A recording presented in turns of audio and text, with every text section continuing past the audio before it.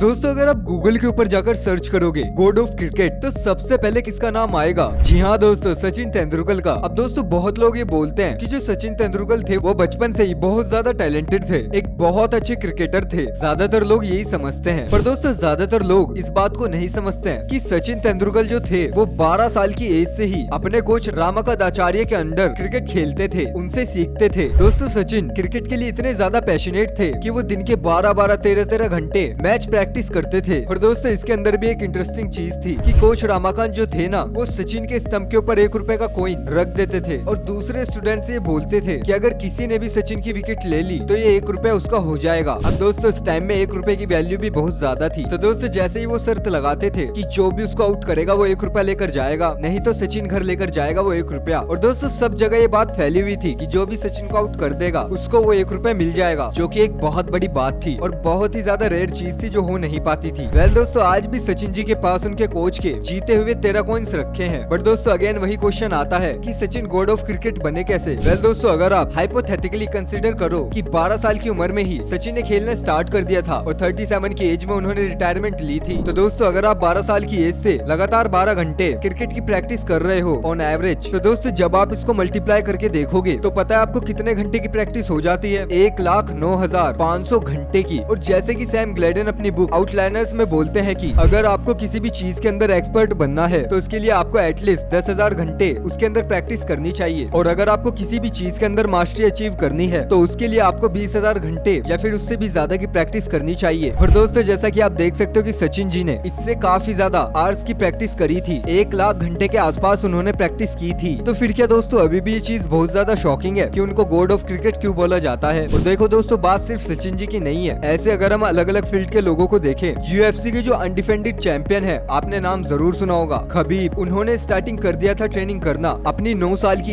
As में। Now usually दोस्तों जो 9 साल के बच्चे होते हैं वो अपने एज के आसपास लोगों के साथ खेलेंगे, कूदेंगे या फिर ट्रेनिंग करेंगे, राइट? बट दोस्तों ऐसा नहीं था। खबीब अपनी क्राफ्ट को लेकर इतने पागल थे कि वो बेयर्स के साथ भी ट्रेनिंग करते थे। ये वाला वीडियो वायरल बहुत ज्यादा हुआ था, अगर आपने देखा हो तो, कि कैसे वो बेयर से लड़ रहे हैं। तो दोस्तों यहाँ पर भी अगर हम कैलकुलेशन करके देखें तो Khabib is training for the 24 years और 5 घंटे ऑन एवरेज वो ट्रेनिंग करते थे। तो इसका भी अगर हम टोटल करें तो 43 हार्स से भी ज्यादा का टोटल होता है। अगेन दोस्तों अगर हम दूसरे फील्ड का एग्जांपल ले तो लता मंगेशकर जी, जो कि इंडिया की one of the biggest singer रह चुकी हैं, उन्होंने 25,000 से ज्यादा बार गाना गाया है। इनफैक्ट आशा भोसले जी, जो इनकी सिस्टर है, वो बोलती थी कि एक बार उन्होंने बोल दिया था कि आपका जो सुर है ना वो ठीक नहीं बैठ रहा है। ये सुनने के बाद ही लता मंगेशकर जी ने उसके ऊपर रियाज करना और प्रैक्टिस करना चालू कर दिया था। अब दोस्तों देखो ये जो तीनों फेमस लोग हैं ना, वो लाइफ के अलग अलग फील्ड से आते हैं, लेकिन दोस्तों इन तीनों के अंदर 3 चीजें बहुत कॉमन थी। पहली चीज, दे अवॉइडेड शाइनी ऑब्जेक्ट सिंड्रोम। दोस्तों ज्यादातर लोगों में क्या होता है? शाइनी ऑब्जेक्ट सिंड्रोम होता है, मतलब कि वो हमेशा किसी न किसी चीज के पीछे भागते रहते हैं। अगर उनको लगता है कि इस फील्ड के अंदर बहुत ज्यादा पैसा है तो वो उस फील्ड के अंदर काम करने लग जाते हैं, फिर सडनली उनको कहीं और ज्यादा पैसा दिखने लग जाता है तो वो उसकी तरफ भागने लगते हैं। लेकिन दोस्तों जो मास्टर्स होते हैं वो लोग ऐसा नहीं करते, वो लोग एक फील्ड को पकड़ते हैं और उसके अंदर ही लगे रहते हैं, भले उनको पहले स्टार्टिंग में रिजल्ट दिखे या फिर ना दिखे, इस चीज से बिल्कुल भी फर्क नहीं पड़ता है। वो बस हमेशा अपने क्राफ्ट को अच्छा करने के ऊपर काम करते रहते हैं। और दोस्तों यही चीज इन तीनों के अंदर कॉमन थी। दोस्तों सेकंड चीज जो तीनों के अंदर कॉमन थी वो था उनका पैशन अपने काम को लेके। दोस्तों वो जो काम करते थे उससे वो बहुत ज्यादा प्यार करते थे। और दोस्तों तीसरी जो कॉमन चीज थी कि इन तीनों ने ही एटलीस्ट 10 या 20,000 घंटे से ज्यादा की प्रैक्टिस की थी, तभी वो अपनी फील्ड के अंदर इतने बड़े मास्टर बन पाए। और दोस्तों अगर आप ये तीनों चीजें खुद भी फॉलो करते हो तो दोस्तों मैं गारंटी देता हूँ कि आपकी जिंदगी के अंदर पक्का पैसे आएंगे, सक्सेस आएगी, फेम आएगा, जिस भी चीजों के आप सपने देखते हो 101% वो आपको मिल जाएंगे। और दोस्तों ऐसे ही जिस बुक के बारे में मैं आज ज्यादा बातें करने वाला हूँ वो है रॉबर्ट ग्रीन की बुक मास्टरी। दोस्तों उन्होंने भी बहुत सारे हिस्टोरिकल फिगर्स जैसे कि Einstein, Leonardo da Vinci, Charles Darwin, इन सब की लाइफ से उन्होंने सीखा, उनकी आइडियोलॉजीज निकाली कि कैसे ये जो मास्टर्स हैं उन्होंने अपना करियर बनाया, कौन सी अप्रोचेस का यूज किया उन्होंने अपनी लाइफ में सक्सेसफुल बनने के लिए। दोस्तों उसी बुक से 4 स्पेसिफिक प्रिंसिपल, 4 स्पेसिफिक माइंडसेट और 4 स्टेप्स मैं आपको बताने वाला हूँ, जो अगर आप अच्छे से फॉलो करोगे तो आप भी अपने फील्ड के मास्टर बन सकते हो और बहुत पैसा, फेम और जिस भी चीजों के आप सपने देखते हो वो अचीव आप कर सकते हो एक क्राफ्ट से। बट दोस्तों हाँ, इन 4 चीजों को आपको फॉलो करना बहुत ही ज्यादा जरूरी है, जिसके अंदर दोस्तों जो सबसे पहली चीज आती है वो ये है, reconnect with your primal curiosity. देखो दोस्तों जब आइंस्टाइन बस 5 साल के थे तब उनके डैड ने उनको एक कंपास लाकर दिया था, वो मैग्नेटिक कंपास होते हैं ना जिनके अंदर रिडल अपने आप घूमती रहती है। दोस्तों जब पहली बार आइंस्टाइन ने उस कंपास को देखा तो उनके अंदर बहुत ज्यादा क्यूरियोसिटी आई। और दोस्तों अगर सच बोलूं तो शायद आपके अंदर भी कभी आई हो कि ये जो नीडल है ये अपने आप घूमता कैसे है, वो अपने आप सही डायरेक्शन में कैसे चला जाता है। वो भी इस बारे में सोचने लगे कि कौन सी ऐसी फोर्स है जो इस नीडल को यहाँ से वहाँ मूव कर रही है, जो हम देख भी नहीं सकते हैं। और ऐसे ही सोचते हुए उन्हें रियलाइज हुआ कि अगर इस नीडल को कोई अनडिस्कवर्ड फोर्स मूव कर रही है तो दुनिया के अंदर तो और भी बहुत सारी ऐसी अनडिस्कवर्ड फोर्स होंगी जो होंगी जरूर, पर लोगों को उनके बारे में पता नहीं है, जो लोगों को दिखती नहीं है। नाउ दोस्तों, आइंस्टाइन का जो चाइल्डहुड का एक्सपीरियंस था ना, उसने उनके अंदर एक बहुत बड़ी क्यूरियोसिटी को जन्म दिया। और दोस्तों, आप ऐसे कह सकते हो कि इसी क्यूरियोसिटी ने उनको कई डिकेड्स बाद अपनी फील्ड फिजिक्स का मास्टर बना दिया, जिनके बारे में आज भी हम बातें करते हैं। दोस्तों, रॉबर्ट ग्रीन बोलते हैं कि सभी मास्टर जो होते हैं वो लोग हमेशा अपनी प्राइमर क्यूरियोसिटी से टच में रहते हैं उनके पूरे के पूरे करियर में, क्योंकि दोस्तों हमारी जो क्यूरियोसिटी होती है ना,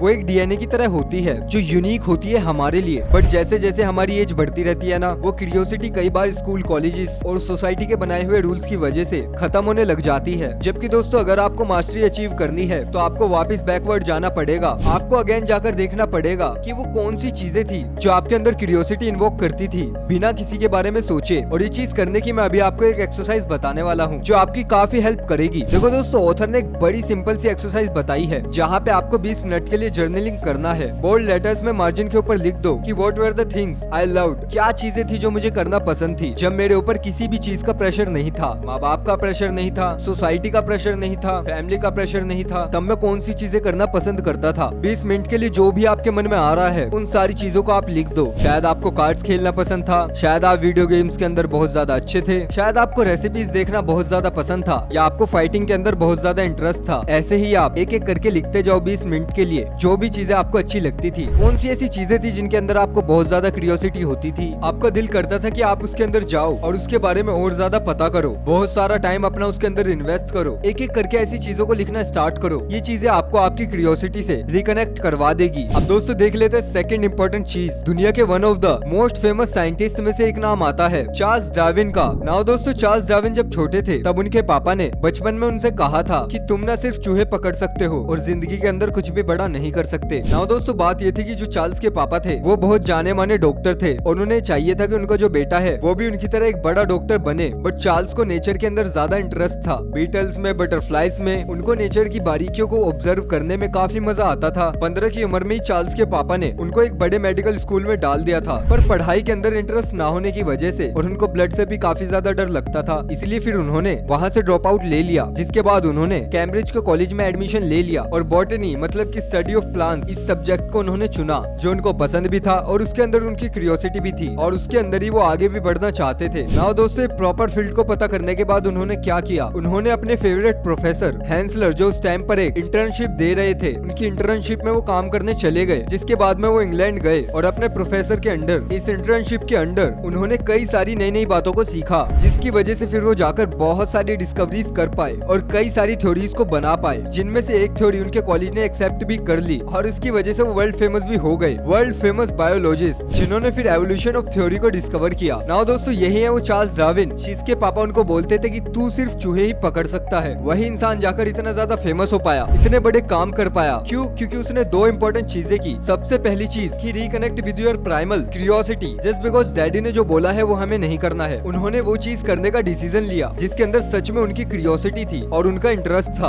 और इस चीज के बाद उन्होंने फिर एक मेंटर ढूंढा, मेंटर जिससे वो उस फील्ड के बारे में जितना हो सकता है उतना सीख सके। तो दोस्तों, ये चीज याद रखो कि चीजें तुम तक नहीं आती हैं, बल्कि आपको चीजों तक जाना होता है। जब तुम अपने रास्ते के ऊपर चलते जाओगे तो दुनिया भी तुम्हारे रास्ते के ऊपर आती जाएगी। ऐसे किसी भी फील्ड के अंदर अगर आपको अच्छा होना है तो बहुत अच्छा रास्ता यह है कि आप उस फील्ड के अंदर इंटर्नशिप कर लो, एक मेंटर ढूंढ लो जो अपनी फील्ड के अंदर बहुत ज्यादा अच्छा है और उससे आप चीजें सीख लो। वो आपको कम से कम टाइम में बेस्ट से बेस्ट चीजें सिखा देगा, जहाँ पर आप बहुत सारी चीजें सीखते रहोगे और आपकी स्किल्स भी इम्प्रूव होती रहेगी। और ऐसे ही अगर आप मास्टरी अचीव कर लोगे तो पैसे तो फिर अपने आप आ ही जाएंगे। और दोस्तों, यही चीज रॉबर्ट ग्रीन भी अपनी बुक के अंदर बताते हैं। अब दोस्तों आते हैं अपने नेक्स्ट पॉइंट के ऊपर। दोस्तों, जापान की एक लेडी थी जिनका नाम था योकी मात्सुका, जिनको बचपन से ही बहुत सारी इंटरेस्टिंग चीजों का शौक था, जैसे कि साइंस, टनल्स, पजल्स और भी बहुत कुछ। नाउ दोस्तों, जब वो बड़ी हो रही थी तो उन्होंने बर्कली यूनिवर्सिटी ऑफ कैलिफोर्निया में एज अ फ्रेशर एडमिशन लिया। दोस्तों, जब उन्होंने एडमिशन लिया तब वो इतनी श्योर नहीं थी कि उनके लिए फील्ड सही रहेगी या फिर नहीं, बट स्टिल दोस्तों क्योंकि उनको चूज करना ही था तो इसीलिए उन्होंने इलेक्ट्रिकल इंजीनियरिंग को चूज किया। नाउ दोस्तों, अपने फाइनल ईयर ऑफ ग्रेजुएशन में उन्होंने मजाक मजाक में अपने प्रोफेसर को बोल दिया कि सर, मेरा बचपन से ही चाइल्डहुड ड्रीम था कि मुझे एक रोबोट बनाना है जो मेरे साथ टेनिस खेले। ना दोस्तों ये बात सुनकर उन्होंने एक्सपेक्ट किया था कि उनके ऊपर प्रोफेसर हंसेंगे, लेकिन दोस्तों प्रोफेसर ने हंसने की बजाय उनको कहा कि तुम्हें उसके ऊपर प्रोजेक्ट बनाना चाहिए। और इसी चीज को रियलिटी बनाने के लिए उन्होंने अपनी रोबोटिक लैब में योगी को इनवाइट किया, जिसके बाद वो बहुत ज्यादा एक्साइटेड हुई और उन्होंने लैबोरेटरी में काम करना स्टार्ट किया, जहाँ पर दोस्तों उनका इंटरेस्ट फिर ह्यूमन हैंड्स के ऊपर बहुत ज्यादा जाने लगा। वो उसके ऊपर रिसर्च करने लग गई। दोस्तों हमेशा से ही ह्यूमन हैंड के बारे में काफी ज्यादा फैसिनेट रहती थी कि कैसे वो टेनिस खेलने में उनकी हेल्प करता है, कैसे लोग उसको यूज करके पियानो बजाते हैं, कैसे मैथ्स की इक्वेशन सॉल्व कर सकते हैं बस 2 हाथों की मदद से। और दोस्तों ऐसे ही वो हाथों के बारे में बहुत ज्यादा रिसर्च करने लग गई और रोबोटिक्स के अंदर भी वो धीरे धीरे काफी ज्यादा चीजें सीखने लग गई। ना दोस्तों वैसे तो ये दोनों फील्ड काफी ज्यादा अलग अलग थे, बट दोस्तों उसके बाद में कुछ इंटरेस्टिंग हुआ। उन्होंने इन दोनों सेपरेट फील्ड्स को साथ में ज्वाइंट करने का सोचा, पर उससे पहले उन्होंने न्यूरो साइंस में डॉक्टरेट ले ली, जिसकी वजह से क्या हुआ कि उन्होंने 2 फील्ड्स के अंदर नॉलेज ले ली थी अपने हार्ड वर्क की वजह से। एक थी न्यूरो साइंस और दूसरी थी रोबोटिक्स, जिस दोनों फील्ड्स को उन्होंने फिर कंबाइंड कर दिया और वहाँ से एक नई फील्ड की शुरुआत हुई जो होती है न्यूरो रोबोटिक्स, जिसकी मास्टरी अचीव कर ली योकी मात्सुओका ने। ऐसे 2 सेपरेट फील्ड्स में काफी अच्छी नॉलेज हासिल करने के बाद उन्होंने एक न्यू फील्ड को ही क्रिएट कर दिया और वो उसकी मास्टर बन गई। और ये one of the fastest way है मास्टरी अचीव करने का मॉडर्न एज में। नाउ दोस्तों ये तीनों चीजें काफी ज्यादा इंपॉर्टेंट है, लेकिन दोस्तों एक और चीज बहुत ज्यादा इंपॉर्टेंट है जो है लास्ट, ये 4th पॉइंट। देखो दोस्तों वुल्फगैंग मोजार्ट के जो फादर थे ना, वो बहुत बड़े म्यूजिक कंपोजर थे। उन्होंने 4 साल की उम्र से ही मोजार्ट को म्यूजिक के बारे में सिखाना शुरू कर दिया था, क्योंकि दोस्तों उनके अंदर अपने डैडी का डीएनए था, तो इसीलिए वो भी बचपन से ही आप बोल सकते हो म्यूजिक के अंदर जो उनका टैलेंट था वो अच्छा था, उनका उसके अंदर इंटरेस्ट भी था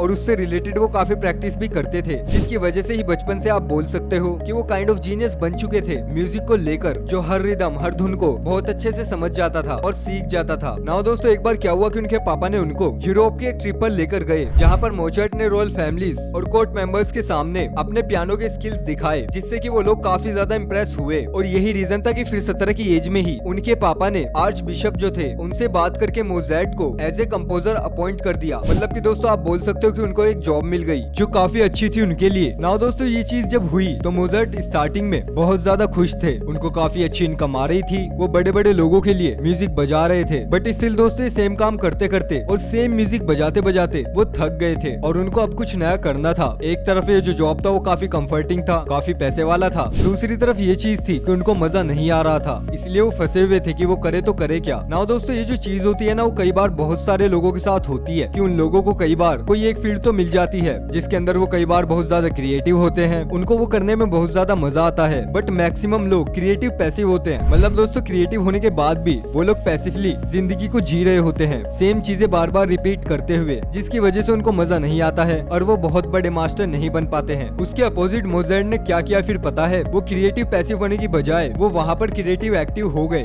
मतलब कि दोस्तों उन्होंने फाइनली फिर डिसाइड ही कर लिया कि वो पैसे और सारी चीजों को साइड में रखेंगे और क्रिएटिवली काम करेंगे, कुछ ऐसा बनाने पर काम करेंगे जिसके अंदर सच में उनको मजा आ रहा हो। और यही सोचते हुए उन्होंने अपनी जॉब को क्विट कर दिया, जिसके बाद उन्होंने और न्यू म्यूजिक के ऊपर काम करना शुरू किया, प्रैक्टिस करना स्टार्ट किया। 20 साल बाद 20,000 से बहुत ज्यादा टाइम प्रैक्टिस करने के बाद उन्होंने कई सारे न्यू म्यूजिक को कंपोज किया, एक के बाद एक सक्सेसफुल सॉन्ग्स उन्होंने बनाए, जैसे कि the Marriage of Figaro, Don Giovanni, the Magic Flute, ऐसे कई सारे हिट शोज उन्होंने दिए, जिसकी वजह से आप ये बोल सकते हो कि वो और ज्यादा जीनियस बन पाए, जिनके बारे में हम लोग आज भी बात करते हैं। देखो दोस्तों अगर आपको मास्टरी अचीव करनी है ना, तो आपको द डायमेंशियल माइंड के 2 एसेंशियल को समझना जरूरी है। पहला एसेंशियल है हाई लेवल ऑफ नॉलेज होना किसी भी एक फील्ड या फिर सब्जेक्ट के बारे में, जो कई सारे लोगों के अंदर कई बार हो भी जाती है। लेकिन इसके साथ साथ दूसरी इंपॉर्टेंट चीज होती है openness and flexibility to use that knowledge in new and original ways. यहीं पर कई सारे लोग लैक कर देते हैं। तो मोजार्ट जो थे ना, वो क्रिएटिव थे, उनको अपने एक फील्ड के बारे में बहुत ज्यादा नॉलेज थी, लेकिन जब वो सिर्फ जॉब कर रहे थे रॉयल्स फैमिलीज के लिए, तब उनको ओपननेस और फ्लेक्सिबिलिटी नहीं मिल पा रही थी अपनी नॉलेज को न्यू और ओरिजिनल तरीके से यूज करने के लिए, जिसकी वजह से ही वो खुलकर जी नहीं पा रहे थे। जबकि दोस्तों अगर आपको मास्टरी सच में अचीव करनी है तो आपके अंदर ये दोनों चीजें होनी चाहिए। मतलब कि दोस्तों आपके अंदर ओपननेस और फ्लेक्सिबिलिटी भी होनी चाहिए, जिसकी वजह से आप न्यू चीजें कर सको। क्योंकि दोस्तों न्यू चीजें यूजुअली आप देखोगे कि लोगों का अटेंशन ग्रैब करती है और कुछ बड़ा करने में हेल्प करती है, जैसा कि 0 to 1 बुक में बताया गया है। इसलिए दोस्तों एट द एंड अगर आपको मास्टरी अचीव करना है तो इन सारी बातों को आप जरूर याद रखो। तो दोस्तों ये थी हमारी आज की वीडियो। आई होप आपको इन्फॉर्मेशन पसंद आई होगी, और अगर आपको इन्फॉर्मेशन पसंद आए तो प्लीज आज चैनल को सब्सक्राइब कर दो, वीडियो को लाइक कर दो। मिलते हैं बहुत जल्द आपसे अगली वीडियो में, तब तक के लिए बाय बाय, अपना ख्याल रखिएगा।